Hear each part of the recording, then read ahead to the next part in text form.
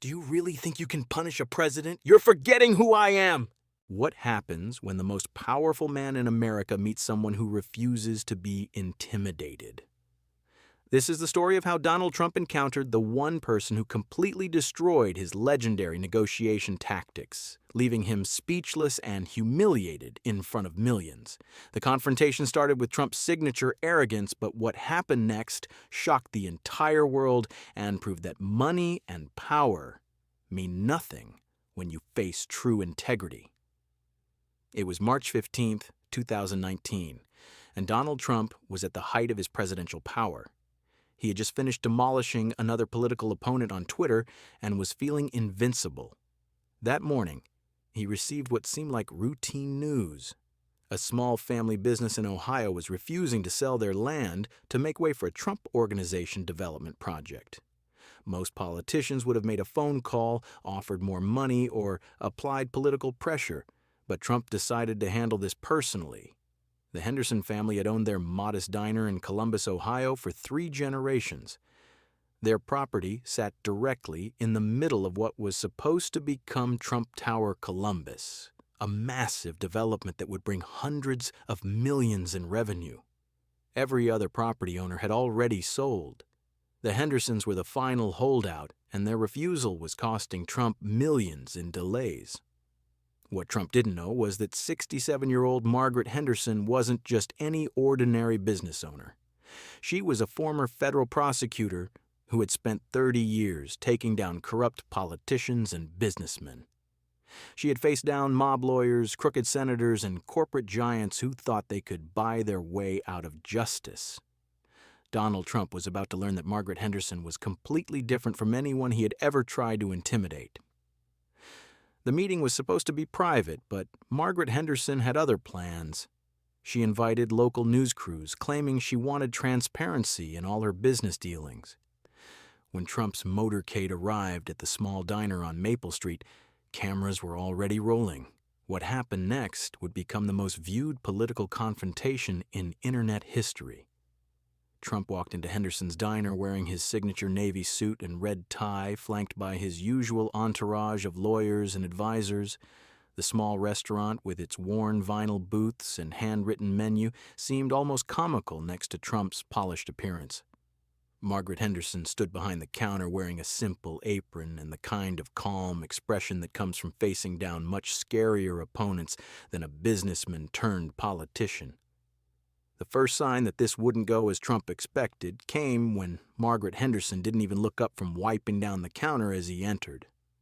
She continued her work as if the President of the United States was just another customer waiting for service. Trump's advisors shuffled uncomfortably as their boss stood in the middle of the diner, clearly expecting the usual fawning reception he received everywhere else. Finally, Margaret looked up with a polite smile that didn't quite reach her eyes.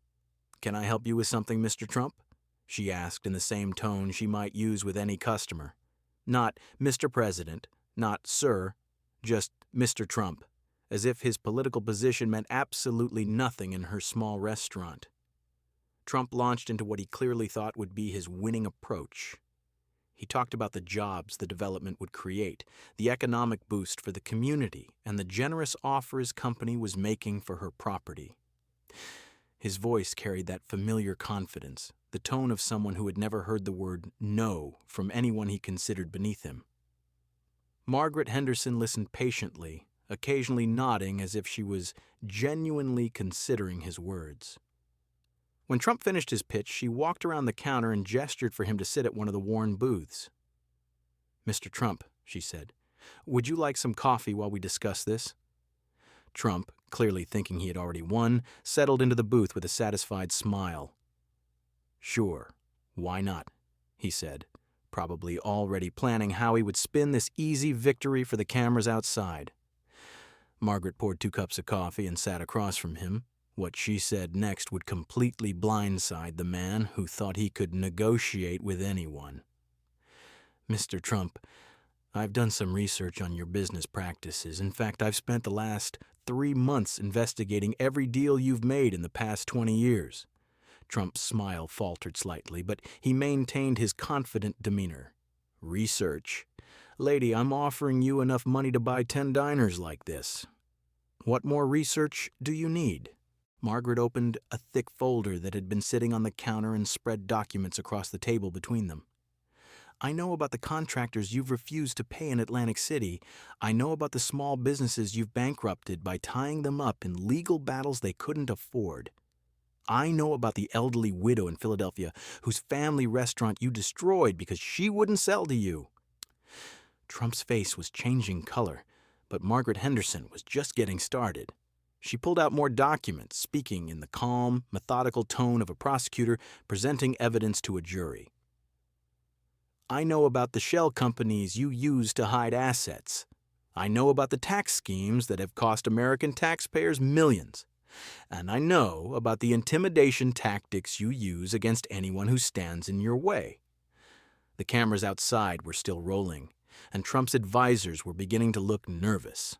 Their boss, the master negotiator who had written books about making deals, was being systematically dismantled by a 67-year-old diner owner who had clearly done her homework.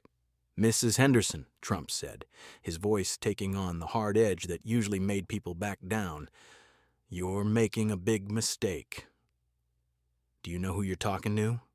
Do you understand the kind of power I have? Margaret Henderson looked at him with the same expression she had probably used on countless criminals during her prosecutorial career.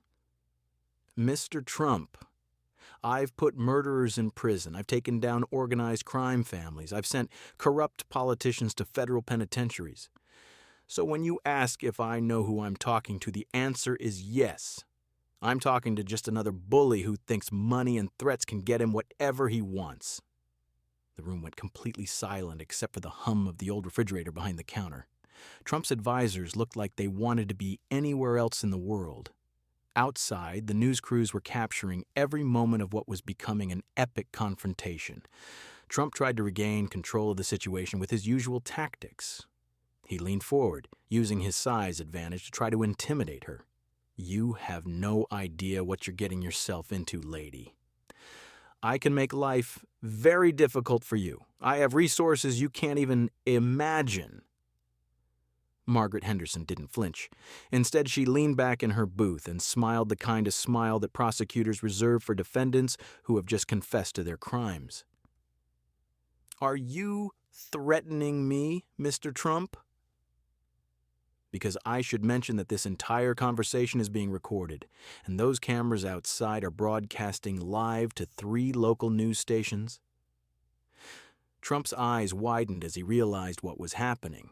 This wasn't a negotiation, this was a trap, and he had walked right into it. Margaret Henderson had spent 30 years preparing for opponents exactly like him, and she was playing chess while he was still playing checkers. Furthermore, Margaret continued, I should tell you that I've already contacted the FBI's Public Corruption Unit. They're very interested in some of the documents I've uncovered about your business practices.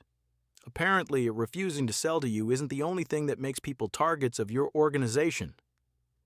Trump started to stand up, clearly wanting to end this meeting before it got worse. But Margaret Henderson held up her hand. Please sit down, Mr. Trump. We're not finished yet. Something in her tone made the President of the United States actually sit back down. This woman had faced down killers and crime bosses. Donald Trump, for all his bluster and power, was just another corrupt businessman to her, and she had been dealing with his type her entire career. Here's what's going to happen, Margaret said, organizing her documents with the precision of someone who had done this hundreds of times before. You're going to withdraw your development proposal. You're going to stop harassing the other small businesses in this neighborhood.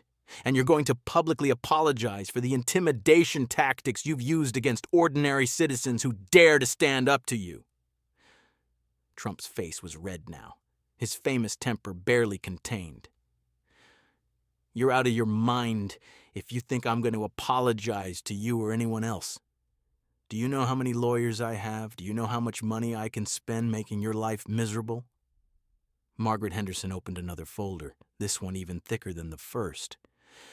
Mr. Trump, I've been documenting your threats against small business owners for months. I have recordings of your representatives promising to destroy people who don't cooperate. I have financial records showing how you use your resources to bankrupt anyone who stands in your way. She looked directly at him with the steady gaze of someone who had never backed down from a fight in her life. The difference between you and me is that I've spent my career fighting for justice, while you've spent yours buying it. Money doesn't scare me, Mr. Trump. Lawyers don't scare me. And you certainly don't scare me. Trump tried one more time to assert his dominance. He stood up and leaned over the table, using his height to try to intimidate her. This is your last chance, lady. Sell me that property, or I promise you'll regret it for the rest of your life. Margaret Henderson stood up calmly and walked back behind her counter. She picked up an old photograph from the wall and brought it back to show Trump. In the picture, a much younger Margaret was shaking hands with the FBI director after successfully prosecuting a major corruption case. Mr. Trump, she said quietly, I've received death threats from the mafia. I've been stalked by hitmen hired by drug cartels. I've had my car bombed by corrupt politicians who thought they could silence me. Do you really think you're more frightening than any of them? The silence in the diner was deafening. Trump's advisors were frantically signaling for him to leave, but their boss seemed frozen in place, perhaps for the first time in his life facing someone who was completely immune to his usual tactics. I'll give you 24 hours to make your decision, Margaret continued. Withdraw your proposal and apologize, or face the consequences of everything I've uncovered about your business practices becoming public knowledge. Trump finally found his voice, but it was different now. The confident bravado was gone, replaced by something closer to desperation. You don't know what you're doing. You're making an enemy of the most powerful man in America. Margaret Henderson smiled that prosecutor's smile again. Mr. Trump, you're not the most powerful man in America. You're just the loudest. Real power comes from integrity, from standing up for what's right, and from never backing down to bullies, no matter how much money they have or how many threats they make. She walked to the door and held it open. Your 24 hours start now. Trump and his entourage filed out of the diner in complete silence. The man who had entered with supreme confidence was leaving looking shaken and defeated. The cameras caught every moment of his humiliating exit, and within hours, the footage was being shared millions of times across social media. But the real surprise was still coming. True to her word, Margaret Henderson had given Trump exactly 24 hours to respond. When the deadline passed without any response from Trump's organization, she held a press conference that would become legendary. Standing on the steps of the county courthouse, surrounded by the same documents she had shown Trump, Margaret Henderson revealed everything. The systematic intimidation of small business owners, the use of shell companies to hide assets and avoid taxes, the pattern of bankrupting contractors and suppliers who had worked on Trump properties. But the most damaging revelation was the recordings. Margaret had been wearing a wire during their entire meeting, and she played the audio for the assembled reporters. Trump's threats, his arrogance, and his complete dismissal of the law were all captured in his own voice. The audio went viral immediately. Within 6 hours, it had been played on every major news network. Within 24 hours, it had been viewed over 50 million times online. The sight of Donald Trump being systematically dismantled by a small-town diner owner became a symbol of everything wrong with corruption and abuse of power. The fallout was immediate and devastating. The FBI opened a formal investigation into Trump's business practices based on Margaret Henderson's evidence.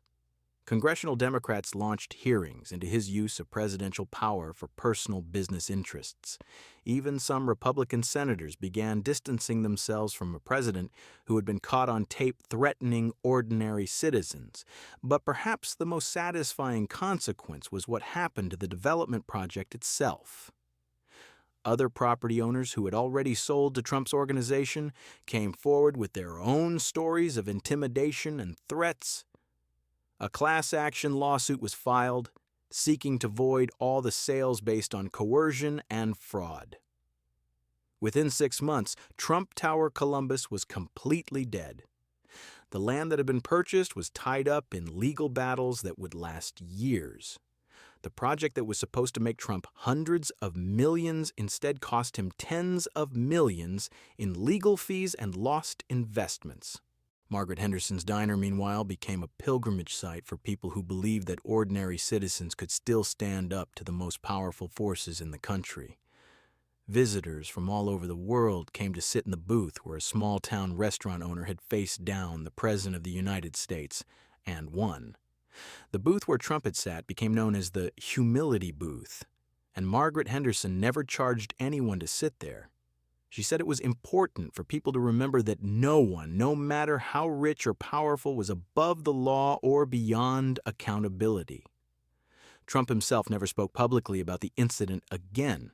His usual pattern of attacking anyone who embarrassed him was notably absent in Margaret Henderson's case. Perhaps he had finally met someone who genuinely didn't care about his threats. Someone who had the resources and experience to fight back in ways he had never encountered before. The story of Margaret Henderson became a symbol of resistance to corruption and abuse of power. It showed that sometimes the most effective opposition comes not from other politicians or powerful institutions, but from ordinary people who refuse to be intimidated and who have the courage to stand up for what's right. Margaret Henderson continued running her diner until she was 75, when she finally retired and handed the business over to her granddaughter. The new owner kept the humility booth exactly as it was, along with a small plaque that read, "On this spot, integrity defeated intimidation."